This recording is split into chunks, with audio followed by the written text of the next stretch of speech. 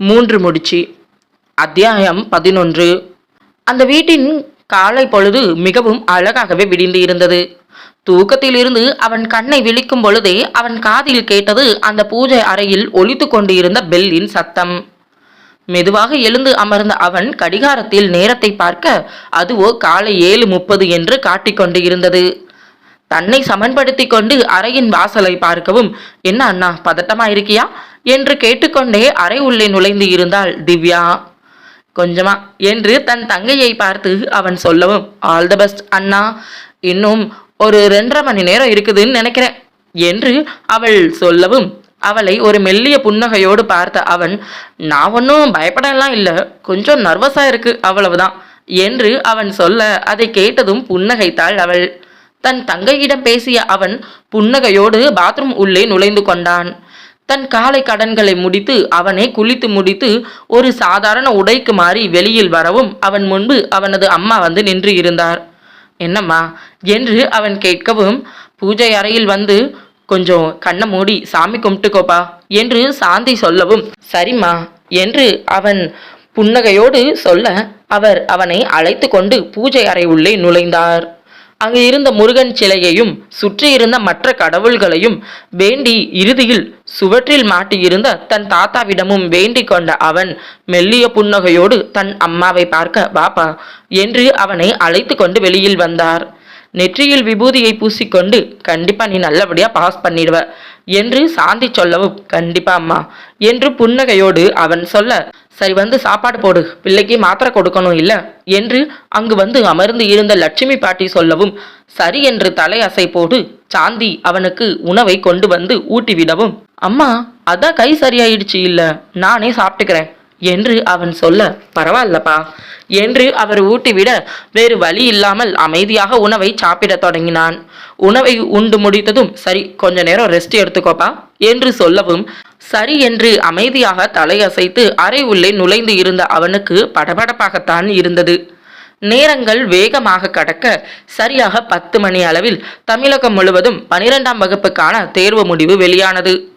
அதை கேட்டவுடனே அடுத்த நிமிடம் ஆர்வமாக தன் முன்னால் இருந்த கம்ப்யூட்டர் திரையை ஆன் செய்து அதன் உள்ளே சென்ற அவன் தன்னுடைய எண்ணை அழுத்தி சில நொடிகள் காத்து இருக்க, அதே நேரத்தில் அங்கு லேண்ட்லைனின் ஒலி எழுப்பியது.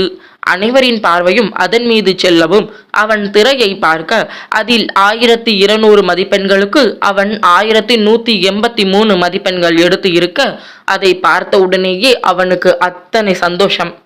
ஆனாலும் இன்னும் சில மதிப்பெண்கள் எடுத்து இருந்தால் நன்றாக இருந்து இருக்கும் என்று அவனுக்கு தோன்றவும், பின்னால் நின்று இருந்த அவனது அம்மாவும் பாட்டியும் அவனது தலையை தடவி கொடுத்து, ரொம்ப சந்தோஷமா இருக்குதுப்பா என்று சொல்லவும் புன்னகையோடு தன் அம்மாவை பார்த்தான். வாழ்த்துக்கள் அண்ணா என்று ஒரு பக்கம் அவனது தங்கை திவ்யாவும் சொல்ல புன்னகையோடு ஏற்றுக்கொண்டான். அனைவரும் அவனுக்கு வாழ்த்துக்கள் கூற அனைவருடைய வாழ்த்துக்களையும் பெற்றுக்கொண்டவன் கிச்சன் உள்ளே நுழைந்து இருந்த சாந்தி சூடான கேசரியை தயார் செய்து கொண்டு வந்து அவனுக்கு ஊட்டிவிட அதை புன்னகையோடு வாங்கி கொண்டான். போதுமா, ரொம்ப வேண்டாம் என்று சொல்லி கொண்டு இருக்க அங்கு லேண்ட்லைனில் மீண்டும் ஒலி எழுப்பியது.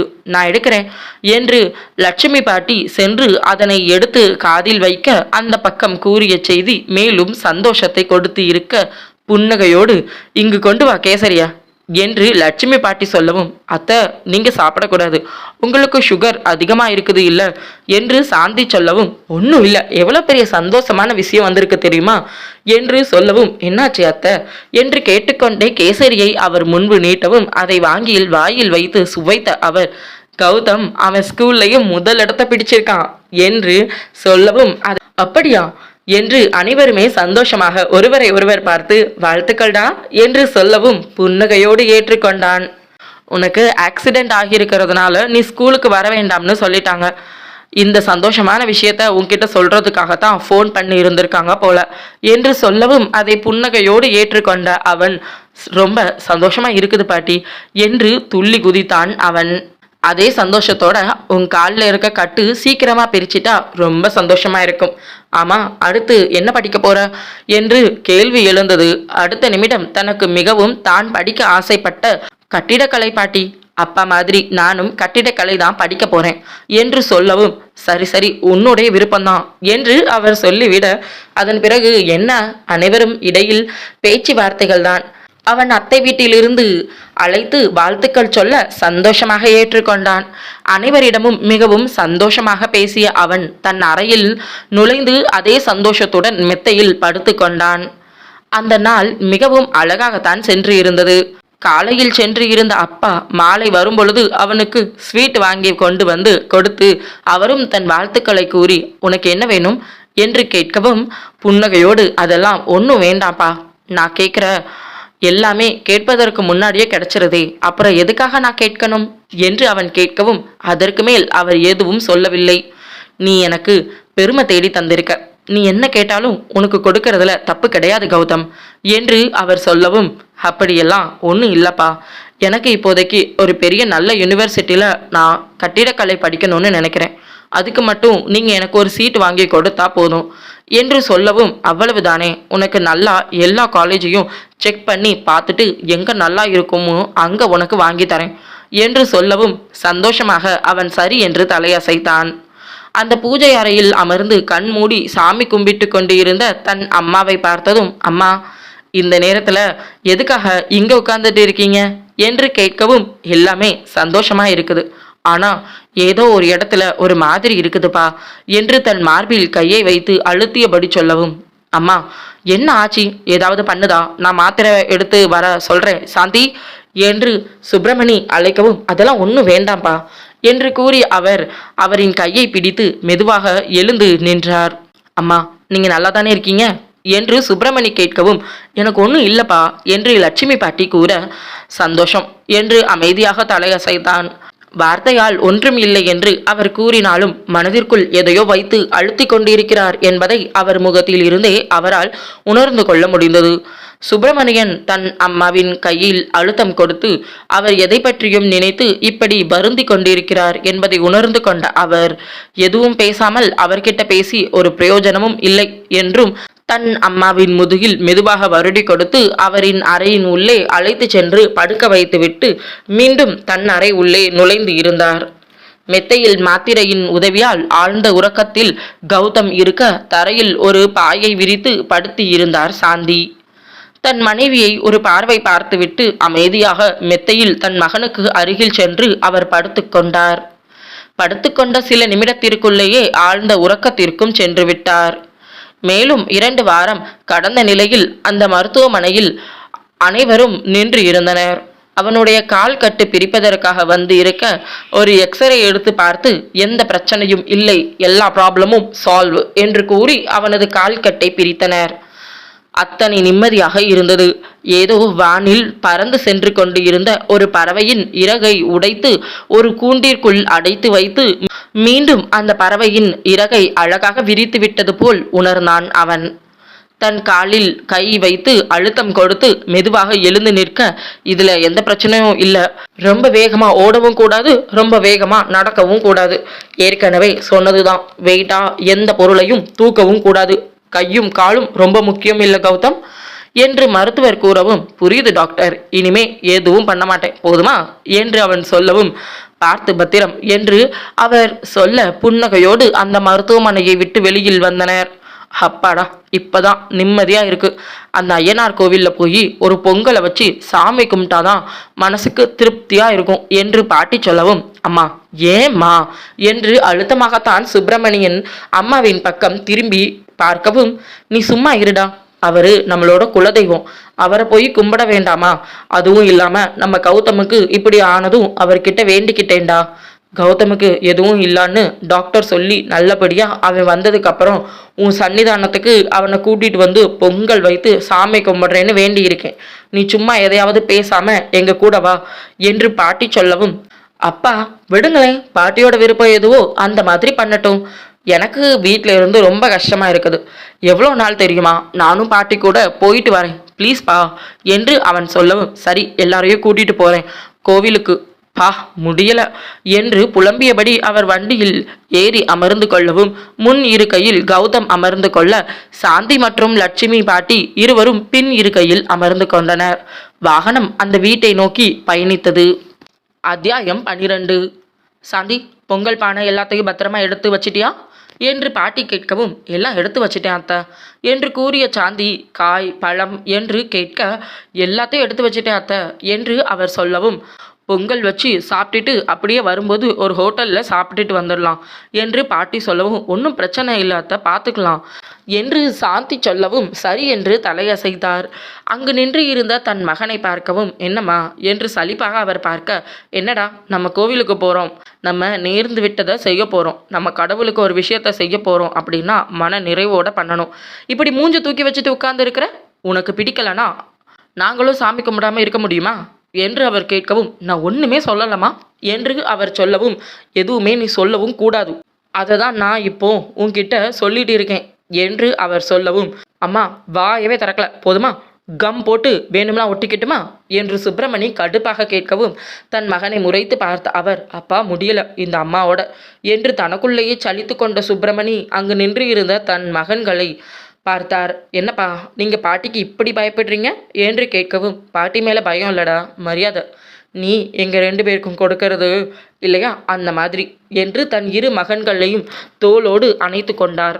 தோல் வரை உயர்ந்து நின்ற தன் 2 மகன்களையும் புன்னகையோடு பார்த்து நின்றார். நேற்றுதான் அவரே இந்த உலகத்திற்கு வந்தது போல் உணர்ந்தார். ஆனால் அதற்குள் தன் 2 மகன்கள், தன் கையில் நேற்று குழந்தையாய் தவழ்ந்தவன் இன்று தன் தோல் வரை வளர்ந்து நிற்கிறான். அதுவும் தனக்கு என்று பெருமையையும் தேடி வளர்த்து வந்து நின்று இருக்கிறான். அவனை பார்க்க பார்க்க தித்திக்கிறது அவருக்கு. பெற்ற தந்தையாக பூரித்துதான் நின்று இருந்தார் சுப்பிரமணி. இந்த சந்தோஷம் இன்னும் சில நாட்களுக்கு என்று கூறினால் அவரால் ஏற்றுக்கொள்ள முடியுமா என்ன? அங்கு புன்னகையோடு நின்று இருந்த தன் மகன் பேரன் இருவரையும் பார்த்த அவருக்கும், உனக்கு என்ன வேணும்னாலும் கொடுக்குறேன்ப்பா, என் பேரனை என் மகன்கிட்ட கொடுத்துருப்பா என்று கண்ணை மூடி அந்த கடவுளிடம் வேண்டிக் கொண்டு இருந்தார் லட்சுமி பாட்டி. அத்தை எல்லாம் எடுத்து வச்சாச்சு, அது நல்ல நேரம் முடிகிறதுக்குள்ளே கிளம்பிடலாமே என்று சாந்தி கேட்கவும், அம்மா திவ்யா எங்க? ஆமாம் திவ்யா எங்க என்று அவர் கேட்கவும், அதோ என்று முன்னால் கை காட்ட அவள் துள்ளி குதித்தபடி நின்று இருந்தாள். சரி நேரம் ஆகிடுச்சு, மல்லிகாவுக்கு கால் பண்ணினியா என்று கேட்கவும், பண்ணிட்டேன் அத்தை, அவங்க அங்கே இருந்து கிளம்பிட்டாங்களாம், இப்போ தான் ஃபோன் பண்ணி சொன்னாங்க என்று லேண்ட்லைனை சுட்டி காட்ட, சரி அப்போது நம்மளும் கிளம்பலாம், சுப்பிரமணி வாகனத்தை ஓட்டுப்பா என்று சொல்லவும் அவர் முன்னால் சென்று வாகனத்தை இயக்க அனைவரும் வண்டியில் ஏறி அமர்ந்து கொண்டனர். ஜன்னல் இருக்கை தனக்குத்தான் வேண்டும் என்று அடம்பிடித்து திவ்யா முன்னால் அமர்ந்து கொள்ள, நடுவில் லட்சுமி பாட்டியும் அவர் அருகில் சாந்தியும் அமர்ந்து கொள்ள, முன் இருக்கையில் கௌதம் சுப்பிரமணி இருவரும் அமர்ந்து இருக்க, பின் இருக்கையில் அர்ஜுன் அமர்ந்து இருந்தான். இதெல்லாம் ரொம்ப போங்கு தெரியுமா, எப்போ பார்த்தாலும் இந்த சீட்டில் எனக்கு மட்டும் இடம் என்று கடுப்பாக அவன் கூறிக்கொண்டு இருக்க, நான் வேணும்னா பின்னாடி வரட்டுமா தங்கம் என்று அவன் அம்மா சாந்தி கேட்கவும், அதெல்லாம் ஒன்றும் வேண்டாம்மா என்று அந்த இருக்கையில் படுத்து கொண்டான். பெரிய வாகனம்தான் அது. 3 இருக்கைகள் கொண்டு மிகவும் அழகாக இருந்தது. முன் இருக்கையில் அப்பாவும் மகனும் இருக்க, பின் இருக்கையில் பெண்கள் 3 அமர்ந்து இருக்க, கடைசி இருக்கையில் தனக்கு என்று கொடுக்கப்பட்டதை மிகவும் சலிப்போடு ஏற்றுக்கொண்டான் அர்ஜுன். அந்த வாகனம் அதனுடைய டயரின் அடியில் வைக்கப்பட்டு இருந்த எலுமிச்சை பழத்தை நசுக்கிவிட்டு அந்த வீட்டை விட்டு வெளியேறியது. ஜன்னல் ஓரமாக அமர்ந்த திவ்யா வேடிக்கை பார்த்தபடி இருக்க, சலிப்போடு பின் இருக்கையில் அமர்ந்து இருந்த அர்ஜுன், அண்ணா ஒரு பாட்டாவது போட்டுவிடு, போரிங்காக இருக்கு என்று சொல்லவும், அதை கேட்டதுமே சரி என்று ஒரு பாடலை ஒலிக்க விட்டான். மன்மதராசா மன்மதராசா கண்ணி மனச கில்லாதே என்று அங்கு ஓடும் பாடலை கேட்டு அவனது பாட்டியோ, கோயிலுக்கு போகும்போது என்னடா பாட்டு கன்றாவி என்று அவர்களை திட்டியவர், நீ நான் சொல்கிற பாட்டை போட்டுவிடு என்று சொல்லவும், திரும்பி தன் பாட்டியை பார்த்த கௌதம் சரி என்று தலையசைத்து அவர் கேட்ட பக்தி பாடலை ஒலிக்க விட்டான். திருப்பரங்குன்றத்தில் நீ சிரித்தாள் முருகா, திருத்தணி மலை மீது எதிரொலிக்கும் என்று பாடலோடு பாடல் வரியை கேட்ட அவனும் தலையில் கையை வைத்து, பாட்டி ப்ளீஸ் அண்ணா பாட்டு ஆஃப் பண்ணிடு என்று அவன் கெஞ்சி கொண்டு இருக்க, முடியாதுடா இந்த பாட்டு தான் ஓடணும் என்று பாட்டி சொல்ல, அவன் ஐயோ முடியலை, பேசாமல் வாயை பொத்திட்டு கம்முன்னு இருந்திருந்தா தூங்கியிருக்கவாது செஞ்சுருக்கலாம், இப்போ இந்த பக்தி பாட்டு வேற என்று தன் முன்னால் அமர்ந்து இருந்த தன் பாட்டியை திட்டியபடியே அமைதியாக படுத்து கொண்டான். மெல்லிய புன்னகையோடு கௌதம் வெளியில் வேடிக்கை பார்த்தபடி இருந்தான். பல நாட்களுக்கு பிறகு இயற்கை காற்றை சுவாசிக்கும் சந்தோஷம் அவன் முகத்தில் அப்பட்டமாக தெரிந்தது. தன் மீது மோதிவிட்டு சென்ற அந்த இயற்கை காற்றை கண்மூடி ஏற்றுக்கொண்டான். அவன் அந்த இயற்கை காற்றில் ஒன்றியபடி அவன் அமர்ந்து இருக்க, பின்னால் அமர்ந்து இருந்த திவ்யா, அப்பா அங்க பாருங்களேன், மயில் மயில் என்று வேகமாக சத்தமிட, இவா ஒருத்தி என்று அமைதியாக கண்ணை மூடிக்கொண்டான் அர்ஜுன். பாட்டி பக்தி பாடலில் ஒன்றிவிட, சாந்தியோ அமைதியின் சிகரமாக அமைதியாக அமர்ந்து இருந்தார். புன்னகையோடு வாகனத்தை ஒரு பக்கம் ஓட்டிக்கொண்டு இருந்த சுப்பிரமணி அவ்வப்போது கண்ணாடி வழியாக தன் மனைவியின் முகத்தை பார்த்து கொண்டு இருந்தார். அந்த முகத்தில் என்ன தோன்றுகிறது என்பதை அவரால் உணரவே முடியவில்லை. அவர் மனதிற்குள் என்ன நினைக்கிறார் என்பதை கணிக்க முடியாமல் அவர் வாகனத்தை ஓட்டிக்கொண்டு இருந்தார். பின் இருக்கையில் அர்ஜுன் சில நிமிடத்திற்குள் அந்த முருகனின் தாலாட்டு பாடலில் ஆழ்ந்த உறக்கத்திற்கே சென்று இருந்தான். மேலும் சில மணி நேர பயணத்திற்கு பிறகு அந்த கோவில் முன்பு வாகனம் நின்று இருந்தது. மிகப்பெரிய அருவாளை கையில் ஏந்தி அங்கு மொத்த பேரையும் மிரட்டும் தோணியில் பெரிய மீசை கொண்டு அமர்ந்து இருந்தார் ஐயனார். அவரை பார்த்தபடி காரில் இருந்து இறங்கிக் கொண்ட சுப்பிரமணி, இறங்கு கௌதம், மெதுவா என்று சொல்லவும், சரிங்கப்பா என்று மெதுவாக காரில் இருந்து இறங்கினான். அவனை தொடர்ந்து மற்றவர்களும் இறங்கிக் கொள்ள சில நிமிடத்திற்குள் தூங்கியிருந்த திவ்யாவை எழுப்பிக் கொண்டு இருந்தார் சாந்தி. என்னம்மா என்று தூக்கத்தில் சோர்வாக அவள் கேட்கவும், கோவில் வந்துருச்சு, இறங்குடி என்று சொல்லவும் மிகவும் சலிப்போடு அந்த காரில் இருந்து இறங்கிக் கொண்டாள் அவள். பின்னால் திரும்பி பார்க்க அவளது மகன் ஆழ்ந்த உறக்கத்தில் அந்த இருக்கையில் முழுவதுமாக படுத்து தூங்கிக் கொண்டு இருக்க அவனை பார்த்ததும் அவர் இதழில் ஒரு மெல்லிய புன்னகை. அர்ஜு அர்ஜு எழுந்திருப்பா என்று மெல்லிய குரலில் அழைக்கவும் மெதுவாக தூக்கம் கலைந்து கண்ணை விழித்து பார்த்த அவன், அதுக்குள்ள கோவில் வந்துருச்சாமா என்று கேட்கவும், வந்துருச்சுப்பா இறங்கு என்று அவர் சொல்லவும் சரி என்று தலையசைத்த அவன் காரில் இருந்து மெதுவாக இறங்கி கொண்டான். காரில் இருந்து இறங்கிய அடுத்த நிமிடம் தன் கைகள் இரண்டையும் உயர்த்தி நன்றாக நெட்டி முறித்து தன் உடலில் இருந்த சோர்வுகள் அனைத்தையும் தீர்க்க அங்கு வந்து சேர்ந்தான் ஹரி. டேய் என்று புன்னகையோடு அழைக்க தன் நண்பனின் அழைப்பில் திரும்பி பார்த்த அவன், அதுக்குள்ள வந்துட்டீங்களா என்று கேட்டபடி நெருங்கி வந்தான் ஹரி. நீங்க இப்பதான் வரீங்களா என்று அர்ஜுன் கேட்கவும், ஆமா, அது வரும்போது அப்பாவுக்கு ஒரு முக்கியமான ஃபோன் கால், அதான் கொஞ்சம் லேட் ஆகிருச்சு என்று ஹரி சொல்லவும், சரி என்று தலையசைத்து வாங்கடா போகலாம் என்று கௌதம் அழைப்பில் உள்ளே நுழைந்தனர். அங்கு இவர்கள் ஏற்கனவே வரும் விஷயத்தை பூசாரியிடம் சொல்லி வைத்து இருக்க அவர் முன்பே வந்து அங்கு நின்று இருந்தார். அங்கு வந்த லட்சுமி பாட்டி அவரிடம் புன்னகையோடு வணக்கம் சொல்லி, ஆரம்பிக்கலாமா சாமி என்று கேட்கவும், ஆரம்பிக்கலாமா, நீங்கள் பொங்கல் விட ஆரம்பிங்க என்று பூசாரி சொல்லவும், சாந்தி என்ற அவர் அழைப்பில், இதோ வந்துட்டேன் அத்தை என்று கூறிய அவர் அங்கு இருந்த துடப்பம் ஒன்றை எடுத்து அந்த இடத்தை முழுவதுமாக பெருக்கி சுத்தம் செய்தார். அதன் பிறகு 3 கல்லை கொண்டு வந்து நடுவில் வைத்து அதன் மீது பொங்கல் பானையை வைத்து அங்கு இருந்த சில விறகுகளை வெட்டி கொண்டு வந்து அதன் உள்ளே வைத்து ஒரு சூடத்தை வைத்து அதனை பொருத்தியவர் அடுத்த நிமிடம் பொங்கல் வைப்பதற்கான வேலையை தொடங்கி இருந்தார். அவருக்கு பக்கத்தில் நின்று கொண்டு இருந்த மல்லிகா, ஏதாவது உதவி வேணுமாம் அண்ணி என்று கேட்கவும், இல்லை வேண்டாம், நான் பார்த்துக்கிறேன் மதினி என்று சொல்லவும் சரி என்று அவர் தலையசைத்து நகர்ந்து விட்டார். மல்லிகா தன் அம்மாவிடம் சென்று பேசிக்கொண்டு இருக்க கௌதம், அர்ஜுன், ஹரி மூவரும் ஒரு பக்கம் நின்று கொண்டு இருக்க ஹரிணி மற்றும் திவ்யா இருவரும் ஒரு பக்கம் விளையாடி கொண்டு இருந்தனர். பிள்ளைகள் அனைவரின் மீதும் அவ்வப்போது பார்வையை பதித்தபடி நின்று கொண்டு இருந்தார் கணேஷ். அவர் பக்கத்தில் நின்று கொண்டு இருந்த சுப்பிரமணி அங்கு பிள்ளைகளை பார்த்து கொண்டு இருந்தார்.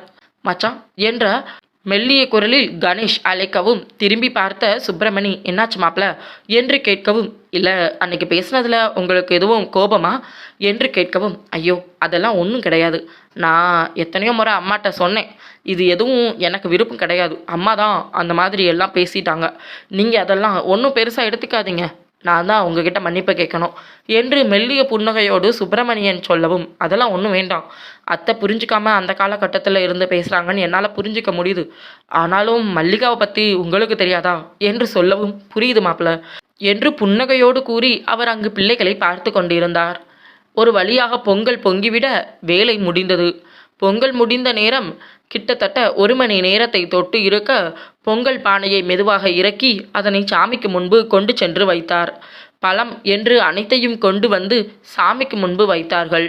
எல்லாம் ஓகே என்று சொல்லவும் பூசாரி பூஜையை தொடங்குவதற்காக முன்னால் வந்த அவர் முதலில் அவர்கள் கொண்டு வந்து இருந்த மாலை அனைத்தையும் அந்த ஐயனாருக்கு போட்டுவிட்டார்.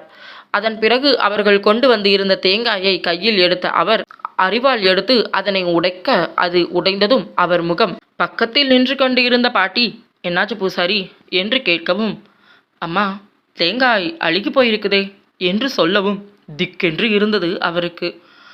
என்ன சொல்றீங்க என்று அவர் கேட்கவும், ஆமாம்மா இதோ பாருங்க என்று நீட்டவும் அந்த தேங்காய் பார்த்தார். அவருக்கு என்ன சொல்வது என்று தெரியவில்லை. அனைத்தையும் பார்த்து பார்த்து எடுத்து வைத்தது அவர்தான். ஒரு முறைக்கு பல முறை தேங்காயை சோதித்து பார்த்தார். கோவிலுக்கு கொண்டு சென்ற தேங்காய் எந்த பிரச்சனையும் இல்லாமல் இருக்க வேண்டும் என்பது ஒவ்வொரு குடும்பத்திலும் வேண்டக்கூடிய மிகப்பெரிய வேண்டுதல்களில் ஒன்று. அழுகிய தேங்காய் சாமிக்கு முன்பு கொண்டு சென்று உடைக்கப்பட்டால் அந்த வீட்டில் ஏதோ பிரச்சனை நடக்கப் போவதற்கான கெட்ட சகுனம் என்று கூறப்படுவார்கள். அதனாலேயே அவர் பார்த்து பார்த்து அனைத்தையும் எடுத்து வைத்து இருக்க தேங்காயையும் அவர்தான் எடுத்து வைத்தார். அவருக்கு என்ன சொல்வது என்று தெரியவில்லை. திரும்பி தன் மருமகளை பார்க்க அங்கு சாந்தியும் அதே நடுக்கத்துடன் நின்று கொண்டு இருந்தார். கதையை தொடர்ந்து கேட்க சேனலை சப்ஸ்கிரைப் பண்ணி வச்சுருக்கோங்க. கதை உங்களுக்கு பிடிச்சிருந்தா மறக்காமல் லைக் பண்ணிடுங்க. தேங்க்யூ ஃபார் வாட்சிங்.